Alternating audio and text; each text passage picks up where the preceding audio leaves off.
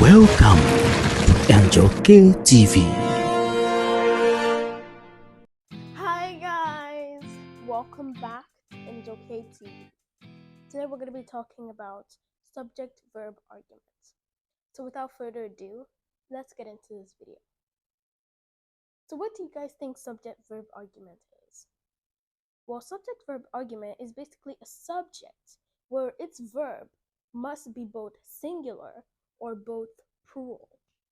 So in other words, they basically have to kind of agree with each other. Yeah, they have to agree with each other.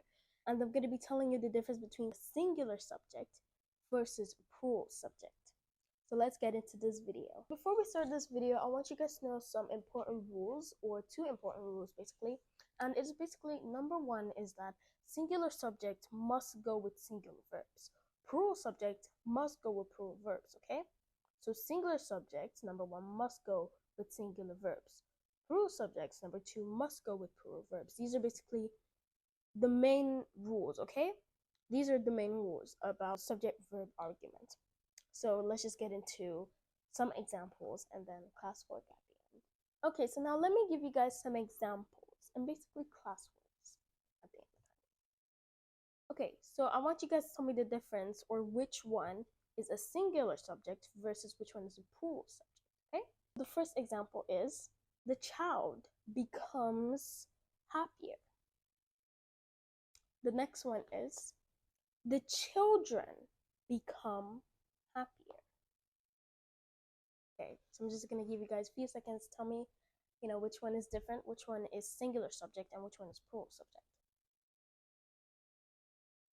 Okay, of course, if you want, you can pause this video, but basically, if you guys could tell by the word plural subject, you obviously know plural means many, right? Yeah, many. Plural means more than one. Basically 2, 3, 4, 5, 6, 9, 11, 100. Many of them. So obviously the second example, or the second one basically, the second option, the children become happier, is the plural subject here. And of course another one is basically the singular subject there has an S in the becomes. Okay? Because remember we said the child becomes happier. The children become happier. Children, child. The S there in becomes is not there in become. There's no S. So that's basically agreeing, okay? Agreeing with the subject. Now, what a lot of people also use as in to tell you which one is a singular and which one is a plural subject is that a lot of people always say that in singular subjects, S are always at the end. Or we have basically the person, the one where the thing, the person, whatever you're referring to is the subject, and then the verb itself, that's the action, has an S at the end. That's what a lot of people use as an example or as a way to tell the difference between a singular and a plural subject. Now let me get into a few more examples before you guys can have your classwork. So, next example. The puppy plays with the bone. The puppies play with the bone. Okay, yeah, it's easy. Like I said again, well, it's not easy. Exaggerating, yeah, that's the word. I'm exaggerating things. There are actually a lot more rules to get to know subject-verb agreements. I feel like there are over 12 rules, but of course, these are one of the important rules, basically, and one of the things you must look out for, because these will definitely be there, and these will definitely always be there. Okay, so these are basically the main important things you need to look out for. Others are, of course, important as well, and I feel like I might maybe make a part 2 in this video because I'm just covering a few bit of this. In fact, I'm just covering, examples and then classworks at the end. So I feel like I will make another continuation video. There I might do more of other rules. But yeah, as you guys can tell, like I said, the first one, what do you see the difference there? In the first one, the puppy plays with the bone. What is the difference between the second one, the puppies play with the bone? Okay. Okay, so tell me two differences, two important differences, two known differences. Okay. So like I said, the S. Did you guys notice the S at the end? Plays. Play, plays. Play, plays, played. Play, plays, played. Okay? There's an S at the end of plays. And what else did you notice in the first example? That is maybe singular subject. What did you notice as well? Yes, it is puppy, not puppies, not plural. It's play in the first one. It says play with the bone, not plays with the bone. It's not the puppies plays with the bone. It's not that. It's the puppy plays with the bone. Like I said in the beginning, if it has to do with subject verb agreements, it's basically in the word, right? Yeah, you have to agree. Okay, they have to agree with the sentence. And basically, how they're agreeing is by saying, oh, yeah, the puppy in the singular subject is there. Okay, the S at the end of plays, it's a verb agreeing with the subject puppy, while the puppies is basically agreeing. Okay, it's the subject there agreeing with the verb play, not plays, play. Okay, so let's get into more examples. That monkey eats banana. I don't know if you guys can see this. Those monkeys eat bananas. Okay, so as you can see, we have monkeys as in multiple of them. And then we also have the S at the end of the banana. So what do you think is here? What do you think is going on here? Yeah, since eat is definitely the verb here, right? It's the verb here since it's an action word. So why is there supposedly an S in the banana? The banana is not an action word, right? It's a thing. It's more of a noun, right? It's kind of confusing. So basically, in the first one, we have that monkey. That monkey eats banana. One banana, one monkey, right? Okay, yeah, we're going somewhere. And then the next one, as you can see, we have multiple monkeys eating what? Multiple bananas, right? Okay, that's fair enough. I can see where we're going with that. But, the banana at the side is not really important. Because, like I really do think about, the only thing we want to know here is if the subject, the monkey or the monkeys, basically are agreeing with the verb eat or eats. Okay?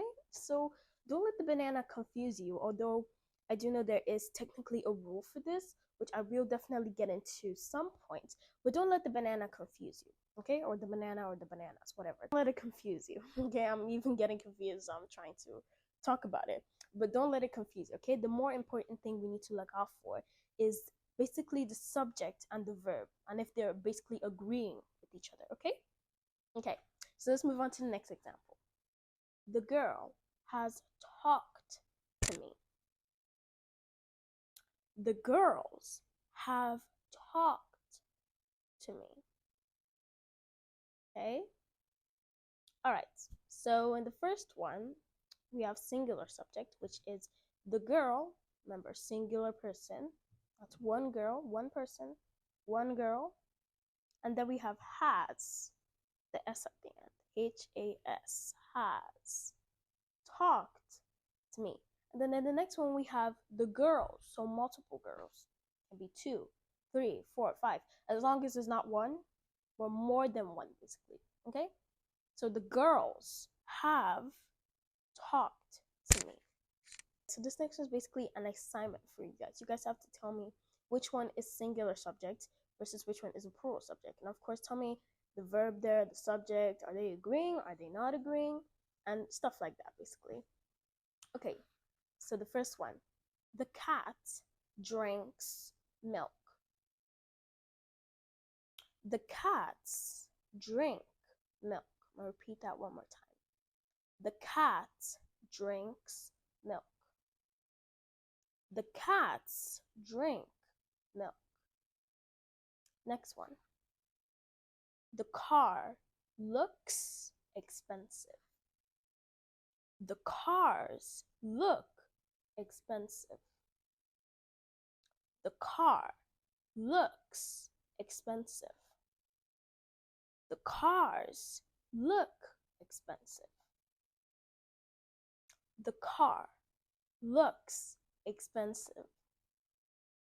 The cars look expensive. Alright guys, so that is basically it about subject verb agreement. We didn't really do much in this topic. We pretty much only talked about what subject verb agreement is, how you can tell the difference, whether it's a singular subject or a plural subject verb, and then we give some example along the way while we're trying to figure out if it's a singular and plural, and then we also did some questions at the end. And I do feel like it's a bit short since I know there's definitely more to cover up in this topic, but just for the benefit of the doubt, I wanted to give you guys this because I know there's maybe last time I checked, I'm not sure, there might be more, but the last time I checked, there were like 12 rules you have to follow when you're trying to talk about subject verb agreements.